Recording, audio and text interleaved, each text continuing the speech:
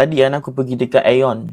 Aku pergi dekat Aeon, AU2. Selalu ada orang yang menyanyi dekat Aeon. Ada abang-abang duduk menyanyi. Tapi masalahnya sendu guys. Dia duduk menyanyi. Keindahan pelangi adalah keindahan wajahmu sayang. Dia nyanyi lain Aeon.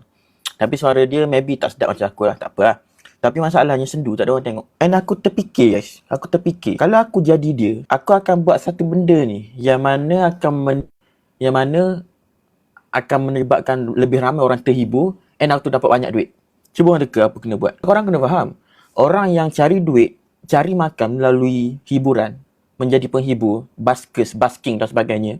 Korang kena fikir macam mana korang nak menghibur korang to the max. Bila orang terhibur, baru orang bagi duit. Masalahnya, dia duduk menyanyi dekat Aeon, sendu. Orang tak tengok, orang lalu je. Tak dapat duit lah, tak banyak lah. Tahu tak cara dia apa? Cara dia kena berjoget. Tu guys, kepada korang, baskers yang sendu sekalian. Aku yakin, most baskers sendu. So, aku nak bantu korang. Korang kena joget. Ni duduk atas kursi. Macam budak nerd. Keindahan pelangi.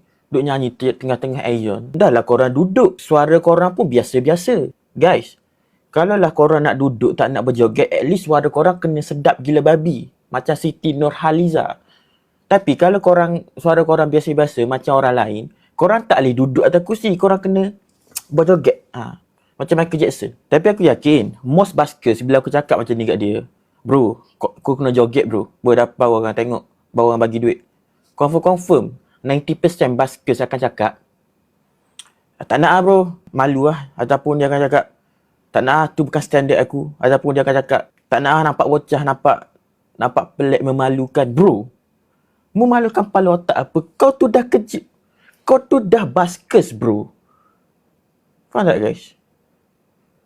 Kau tu memang dah buskers. Kau memang menyanyi tepi jalan untuk buat duit, untuk cari makan.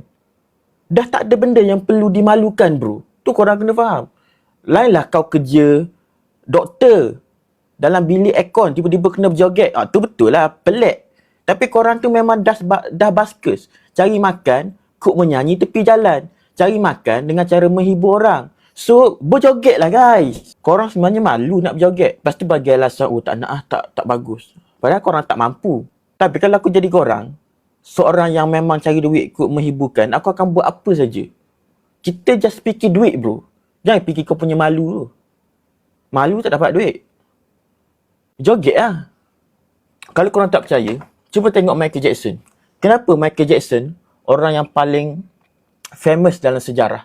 Antara faktor kenapa Michael Jackson sangat-sangat famous, sebab Michael Jackson, dia bukan sekadar menyanyi. Tapi dia punya stage performance dia sangat-sangat padu. Dia pandai berjoget. Dia punya joget tu pun menghiburkan jutaan orang. Faham tak guys? Untuk paid review ataupun apa-apa collaboration, korang PM je akaun ni di MA Islam.